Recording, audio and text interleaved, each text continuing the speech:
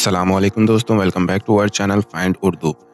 Concrete concrete का मतलब है ठोस और हकीकी। कंक्रीट का मतलब होता है कुछ जो सॉलिड और प्रैक्टिकल हो।